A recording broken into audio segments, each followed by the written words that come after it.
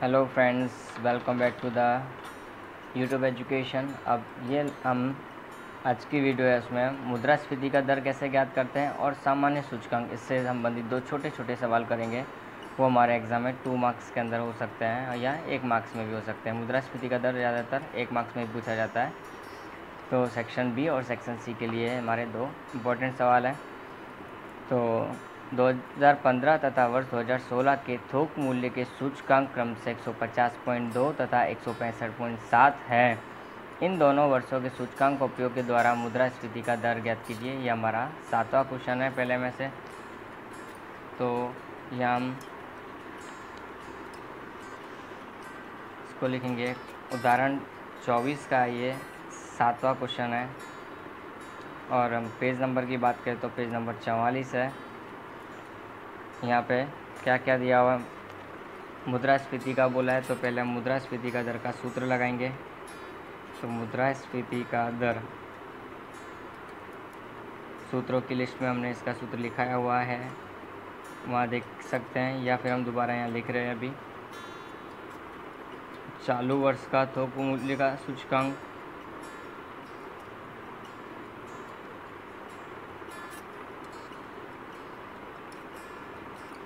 Minus गत वर्ष का थोक मूल्य का सूचकांक,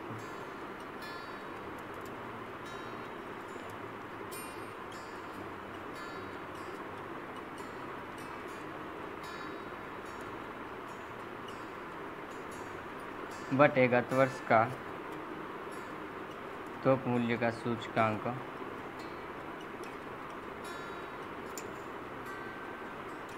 बटे गत वर्ष का थोक मूल्य का सूचकांक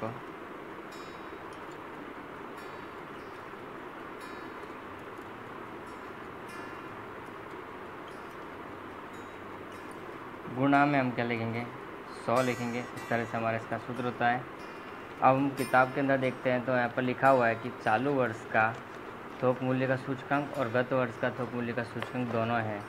जो पुराने साल का है वो हमारा गत वर्ष होगा, और जो नया साल है वो तो 2015 का ये रहा और 2016 का ये रहा। तो 2016 हमारा चालू वर्ष है 165.7 माइनस गत वर्ष यानी कि 150.2 बटे में 150.2 गुणा में 100।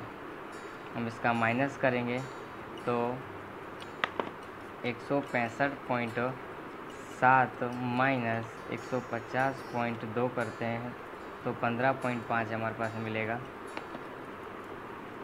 तो 15.5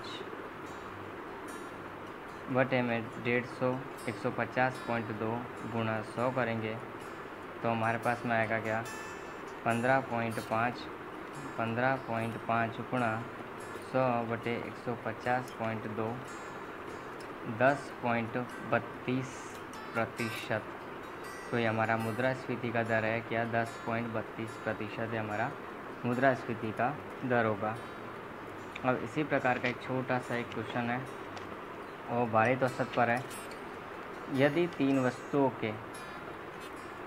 वस्तुओं के मूल्य सापेक्ष अंक मतलब सूचकांक में वृद्धि क्रम से 250%, 265% और 300% हो, और यदि उन वस्तुओं का महत्व का अनुपात 8:7 में, यानी हमको आई दे दिया है और डब्ल्यू दे दिया है, और सामान्य सूचकांक निकालना है। ये हमारा नेक्स्ट 8वां क्वेश्चन है। उसी पेज पर हमको वस्तु दी है कितनी, 3।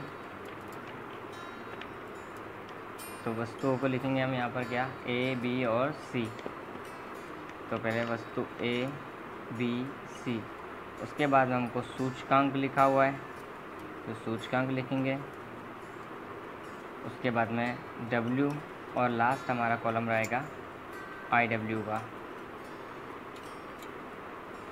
तो यहाँ पे हम देख सकते हैं कि वृद्धि शब्द यूज़ किया है। तो वृद्धि शब्द जब भी यूज़ किया हो तो 100 + 100 तो होगा ही। तो हम पहले 100 + 100 लिख देंगे यहाँ पर।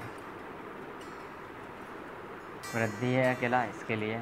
अब कितना प्रतिशत है, 250% हम यहाँ देख सकते हैं, 265 और 300। तो हम लिखेंगे 250, 265 और 300%।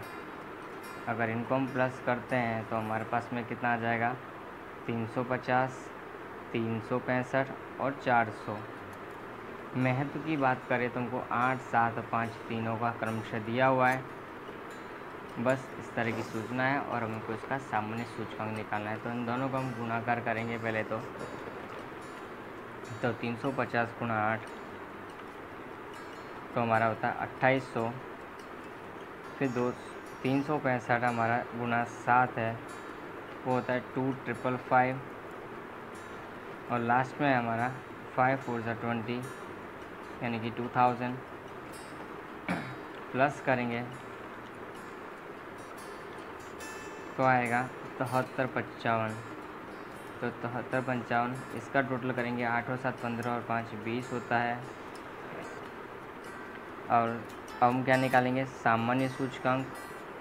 तो सामान्य सूचकांक का सूत्र यहाँ पर होगा भारित औसत की पद्धति वाला। तो भारित औसत की पद्धति में हमारा सूत्र लगता है सिग्मा IW बटे सिग्मा W। तो 7355 बटे 20 हम करेंगे तो हमारा आएगा 367.75। ये हमारा सामान्य सूचकांक होगा। इसके साथ में हम कोई रुपीज़, किग्रा वगैरह इकाई का उपयोग करेंगे नहीं, क्योंकि निर्देशांक ये इकाई मुक्त माप है, सापेक्ष माप है, तुलनात्मक माप है। ठीक है, तो ये हमारा इसकी गणना हो जाएगी। ये हमारा चैप्टर 1 के अंदर के जो भी सब इम्पोर्टेंट थे वो है। अगर अब कोई भी प्रॉब्लम्स होती है तो वो पूछ सकते हो, जो भी हो क्वेश्चंस नंबर कमेंट करके।